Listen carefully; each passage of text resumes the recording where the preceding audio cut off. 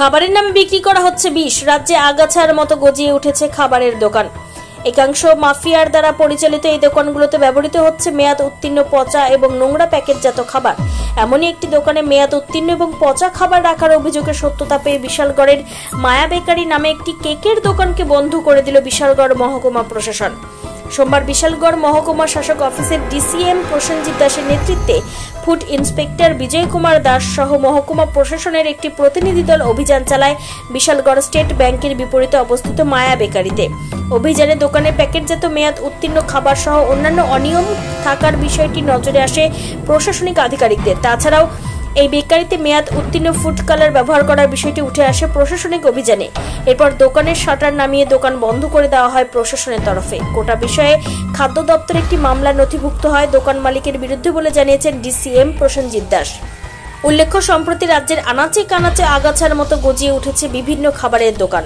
এই দোকানগুলোতে সঠিকভাবে প্রশাসনিক নজরদারি না থাকায় খাবারের নামে সাধারণ মানুষের হাতে বিষ তুলে দেওয়া হচ্ছে বলে অভিযোগ। খাবারের দোকানে এই ধরনের গাফিলতির জেরে ভুক্তভোগী সাধারণ মানুষ।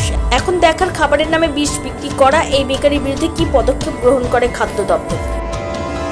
কালকে যে এটা খবরের জেরে আপনারা আজকে আসলেন, কি দেখলেন স্যার? হ্যাঁ, আজকে আমরা গতকালকে যে একটা খবর এসেছিল সেই খবরের ভিত্তিতে আমরা বিশালগড় মহকুমা প্রশাসনের যে এনফোর্সমেন্ট টিম, সেই এনফোর্সমেন্ট টিমে যে আমরা আধিকারিক আছি সবাই এসে যে আমাদের বিশালগড়ে এসবিআই ব্যাংকের অপোজিটে যে মায়া বেকারি পার্লার, কেক পার্লার, সেই কেক পার্লারে এসে আমরা ইনভেস্টিগেশন করে দেখলাম কিছু কিছু অসংগতি পার্লার পেলাম। তাদের পার্লারের কাগজপত্র জেলা সেগুলোতে কাগজপত্র যেটাগুলো এফএসএসি লাইসেন্স যেটা থাকার কথা সেখানে এখানে বিশালগড়ের যেটা থাকার কথা সেটা নাই। সেটা তারা বলছে যে তাদের এটা আমতলি সেখানে আরেকটা আছে, সেখানে আগরতলা ওয়েস্ট ডিস্ট্রিক্টের আন্ডারে। তো আমরা সেই নিরিখে তাদের জিনিসপত্র সবগুলো চেক করে যে এক্সপায়ারি ফুড যে কালার ইউজ করা সেগুলো এক্সপায়ারি করে না সেগুলো আমরা সিজ করেছি।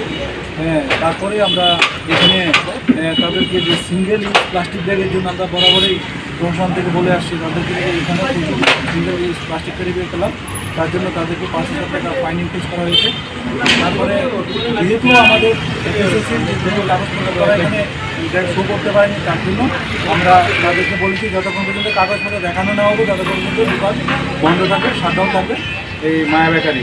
তারপর কাগজপত্র দেখে তারপরে আইন অনুযায়ী তাদের ব্যবস্থা নেওয়া হবে। এখন কি স্যার বন্ধ আছে দোকান? তারপরে তাদের যে এখন আপাতত বন্ধ আছে, তারপর তাদের যে ম্যানুফ্যাকচারিং যে ইয়েগুলো আছে সেগুলো প্রোডাক্ট ম্যানুফ্যাকচার যে কেক এবং বিভিন্ন মানে বিস্কিট জাতীয় প্রোডাক্টের যে ডেট অফ ম্যানুফ্যাকচার ভিজিবল না সেগুলো আমাদের গ্রাহকরা প্রতিনিয়ত কমপ্লেন করে থাকে আমাদের কাছে। তারপরে আনহাইজেনিক কিছু কিছু পেলাম যে ওপেন স্টেজে রাখছে এগুলো, তার জন্য আমরা তাদেরকে এওয়ার করে দিলাম।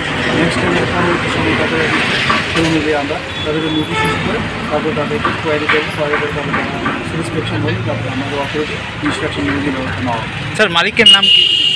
মালিকের নাম হলো বিকাশ সাহা।